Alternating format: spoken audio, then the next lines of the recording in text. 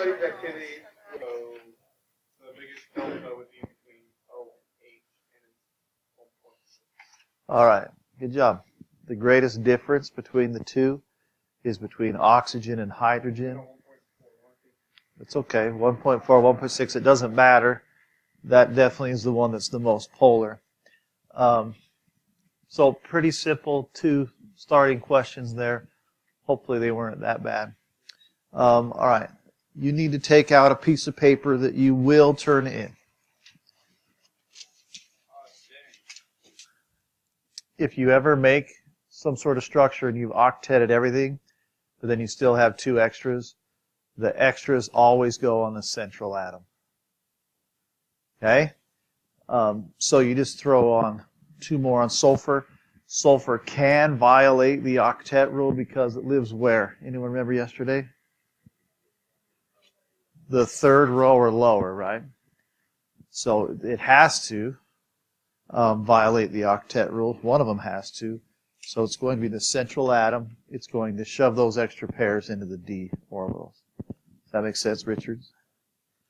So your S isn't always going to screw you up, but remember, it's kind of your red flag. Like, is there something up with S or P? And sometimes there is. What's that? Thank you. I've been practicing for years. Other questions about a specific? 4 out of 5 of them right. Okay, that's good. Anyone think we got 5 out of 5 right? Okay, raise your hands if you think you missed number 1. Okay. Raise your hands if you think you missed number 2.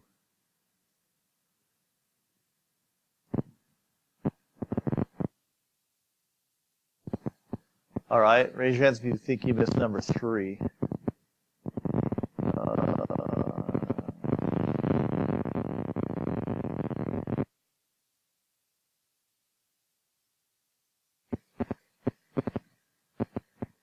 And number 6 or 5. Raise your hand.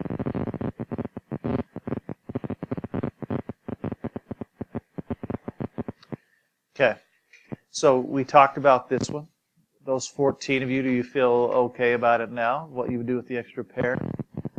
And then this one seems abnormally high. So when you have sulfur dioxide, if your S, you connect it to O with at least 1 single pair. How many total valence electrons did we have here? They're all in family 6, right? So they have 6 times 3 is 18, correct? The next thing you would do is complete the octet on each outside atom. And you've used how many so far? 16 without completing the central atom. So you need another pair. That would get your 18, correct? But this is not octetted. So one of the pairs you have to get rid of and form a double bond. Could it be on the other side? Yes, which answers the other question. So number 5 was the only one that could be a resonance structure. If you put number 3, I wouldn't mark it wrong, but like today, but I would now. What I mean by that, this doesn't really have a resonance structure, but you could put the 2 wherever you felt like on the central atom. Oh, number 2, I didn't even notice. Sorry. Yep, number 2 could have a resonance structure as well. Sorry. I didn't look very well. Because that double bond could be anywhere else. So a resonance structure, once again, is a reminder of what it is. It's when you have a double or a triple bond somewhere that its location could switch and it doesn't change anything about the atom besides the picture. That's the resonance structure. Can I do number 2? All right, the 23, did you add that one? It's okay, it's hard to see with that eye. Is it like cool to get black eyes in wrestling? I saw 2 yesterday. Who punched Seth in the face? Oh, he's got a bump. It'll probably be black today. All right, so number 2, whoops, I kind of wanted to keep that data. Number 2, the reason it wasn't 23 is because this negative sign means you add 1, and then you get 24, and that's where that structure comes from. Okay, yesterday I gave you some at the end of the hour, and I said if you needed, you could watch. No one's watched that video, which doesn't surprise me. But if you want, there was those 6 or 7 more practice ones. That video is uploaded. It's in the Chapter 8 resource page, right next to that one, and then whatever. So if you need those, please watch them. It's only 9 minutes and 37 seconds. If you need more help on Lewis structures, there's 2 videos on Ed Puzzle that I've uploaded for you that are not required, but they're there to help you. Okay, we're going to move on. Today's the end of Chapter 8. Most kids don't hate this that much. So most simply, the strength of a bond is measured by determining how much energy is required to break the bond. This is called the bond enthalpy. So we've had the enthalpies of reactions. All right, we've had the enthalpies of formation, and now we have what we call bond enthalpies. The bond enthalpy for a CLC bond, or the delta is what this is. It doesn't really matter, but is measured to be 242 kilojoules per mole. So if I have a mole of diatomic chlorine, to separate them into Cl and Cl, that would require 242 kilojoules. Good so far? That's not a number you have to know, but just an example. Okay, this table, which you can't see very well, but when we do this, we'll make it a little bit bigger, lists the average bond enthalpies for many different types of bonds. Average bond enthalpies are positive because bond breaking is an endothermic process. Okay? Whenever we break a bond, it requires energy. All right? So all of these are positive values.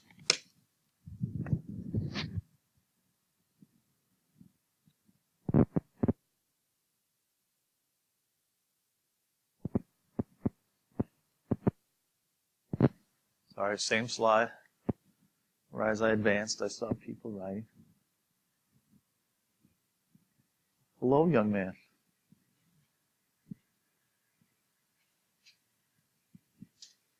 You just chill. I'll think of something for you to do in a minute. All right.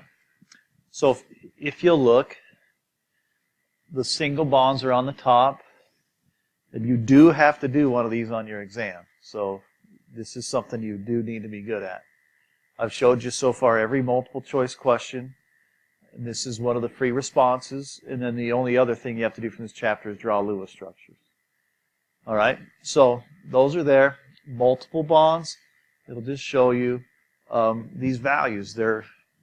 This process, it's just accounting. You just find numbers in the table, make sure you line them up the right way, and go for it.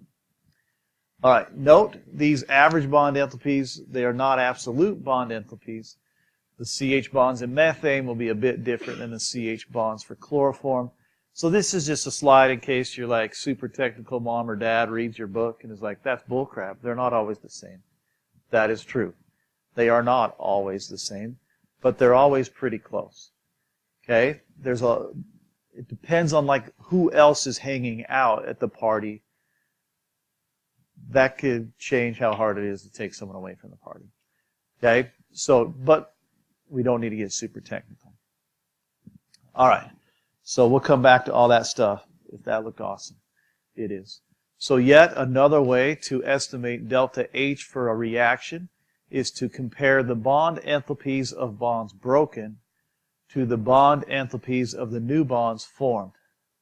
And this is one of the greatest import disasters of all time. All this crap should just be whatever this is right like up here. Okay? This is your equation. Delta H is equal to the sum of bonds broken minus the sum of bonds formed. So we'll do this process with this. This is the most basic hydrocarbon burning, meaning it only has one carbon. So we then would balance it. If you remember a combustion reaction, we're going to reduce these eventually, but for speed, I said put a 2 in the front, balance the carbon, take the number with H and put it in front of water, and then balance the oxygens. That's 4 plus 4 more is 8, but we have to divide that in half because this number will be doubled, and we got 4. You okay with that? So that is now, you definitely do want to reduce these just for your own math nightmares. 1, 2, 1, 2. Okay? So the first step is to write and balance. I feel like we've done that a ton. We write out and balance the equation. The second step is to draw the Lewis structure for each thing. Now, you'll get good at drawing O2, CO2, and H2O, and hopefully just memorize them. CH4 is very simple. It's carbon, 1, 2, 3, 4. Okay? What's on each end of these? The H, thank you.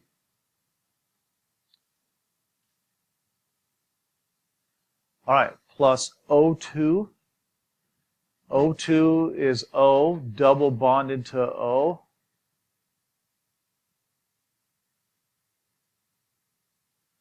And then my arrow, it goes to CO2. Does anyone have that one? Do you remember what it is? Awesome job, thank you.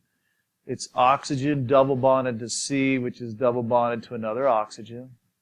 I could draw the dots, but I'm gonna stop drawing the dots because that's just a pain in the butt. And then hopefully you all know water. I've drawn it 100 times. All right?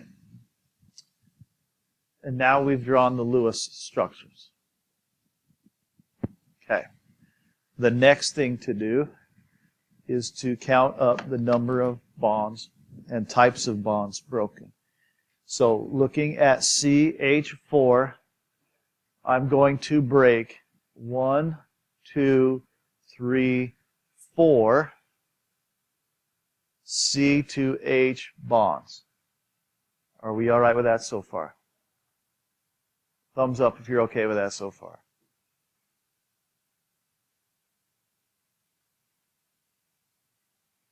Okay, that's only like 10% of people raise their hands. You draw the structure. Does CH4 exist on this side? No, so it had to be broken apart for the reaction to happen. So I'm going to sever all of the bonds between C and H, and there are 4 of them. So I put a 4, and then I'm doing this super technical, and you don't have to do it this way, but I would definitely recommend you do it this way for math. All right, plus the only bond broken in oxygen is the O-O double bond, correct? All right, but if you look, I have that twice. So maybe I should actually, just to help show this more clearly, I have 1 times 4 CH bonds each time. You okay with that? Trying to show like exactly what's going on here. All right, so now I have my coefficient. I have a 2, but only 1 was broken, times 1 O double bond O. Okay? And these are the bonds broken so far. Then my arrow, I'm going to take this coefficient. I have 1 of, please look now, in carbon dioxide, I'm breaking 2 C to O double bonds. So I'm going to put a 2.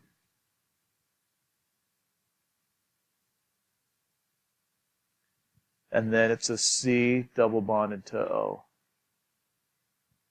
Plus, I have this coefficient. I have 2. And then I look at my water molecule.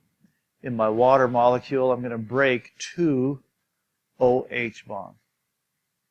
You okay with that? Go ahead.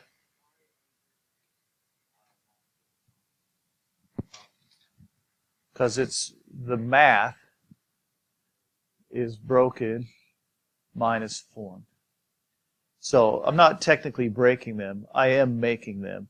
But just for math-wise, I'm still looking at the same thing. So, good question there. I'm sorry.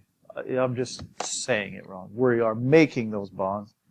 Does that make sense? Okay.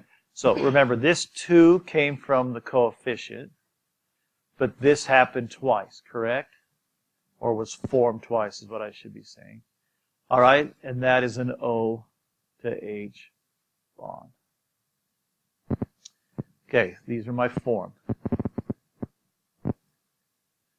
Now, the last step is to find these numbers right here. These numbers are found in the table. So I'm looking for a CH bond on one of these tables. Oops, that was going to be good enough. So CH is right here. It's 413. You write it down before I go to the next. So C to H is 413.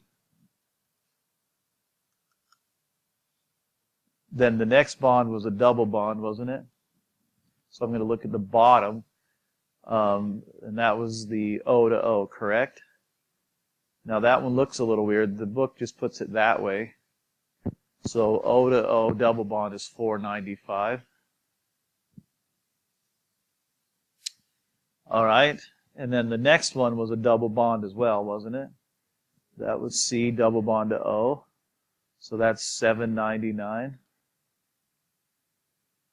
And then the final one was the O to H bond, correct? And that was 463. Okay, so hopefully you wrote those numbers down. Now I'm going to go back to this problem and help me out. Where did it even go? I went too far. Right here, right? Nope. That one. Okay. So now I'm going to do this super long and technical. 1 of 4, and then the CH was 413. Is that correct? Okay. Plus 2 of 1, and was that the 495?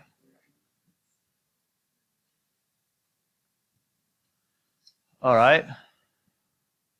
And then over here, I have 1 of 2 of 799.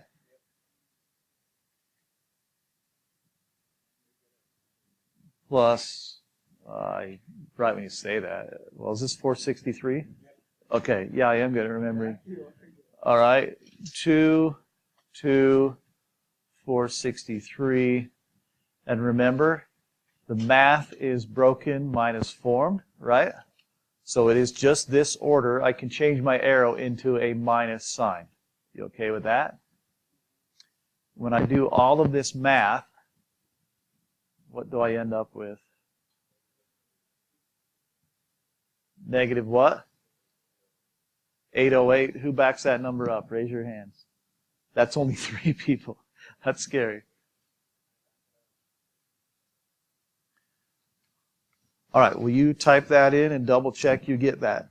Because I give you one of these on the test, and usually under 25% of the people get the right answer. You're always pretty close, and so I don't take off 10, but we don't always.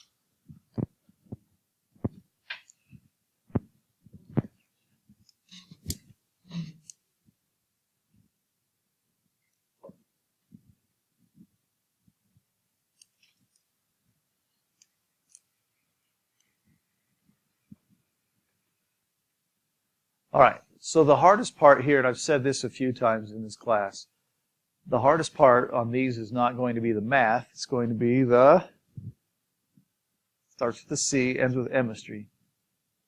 The chemistry, most of you are better at math because you've done it since kindergarten than you are chemistry. So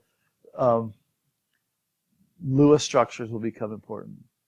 All right, like I said before, this is going to be typically a combustion reaction. So we'll do another combustion reaction, and I will do C3H6 plus O2 goes to CO2 plus H2O.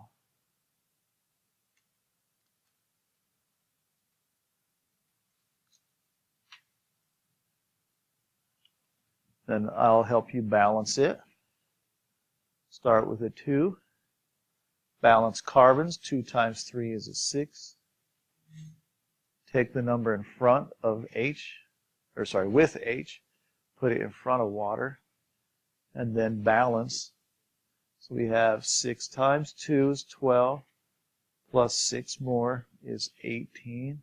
But I have to divide that in half, and I get 9. Okay. So you're going to have to do a little bit more typing this time, right? All right.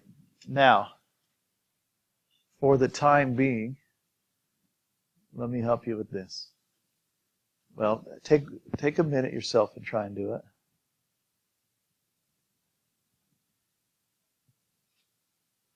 Okay. So we end up with this structure for C3H6. Group that. A long, long time ago in this class, and by the way, in organic or when we have a combustion thing, if we just draw lines, what's always on the end of the line? Hydrogen is, okay? So you have my permission to get lazy. I'm going to be lazy. If it's something besides hydrogen, you definitely need to write it. But if it's just a hydrocarbon, which this is, your dashes, we're going to assume there's an H. A very long time ago, if you look in your notes, you said something like this. We had C, X, H, X plus 2, and that was an alkane. That sound familiar at all? Okay, like this is forever ago.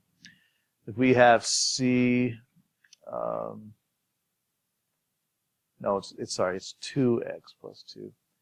If we have CXH2X, that's an alkene. And the next one would be CXH2X minus 2. That was an alkyne. This ending right here, ane, ene, and ein, that means these are all single bonds. This means there's at least a double bond. And this would mean it's at least got a triple bond. So if you look up here, 3 to 6 is just a 2 to 1 ratio. That meant this was an alkene, which means you could know it's a double bond. Now, that goes way back. If it didn't make sense to you, it's fine, because you don't have to have that memorized. I'll leave that up for a second if anyone's writing it down. But that's how quickly you could know, hey, this thing must have a double bond. You cannot saturate everything in here that needs to be if you only have 6. Okay, now, we're definitely going to run out of time. Time has flown. Try this problem. The only main difference here, you now have a C to C double bond that wasn't there before, and a C to C bond that wasn't there before, and then a bunch of CHs, and then you got your other crap too. All right.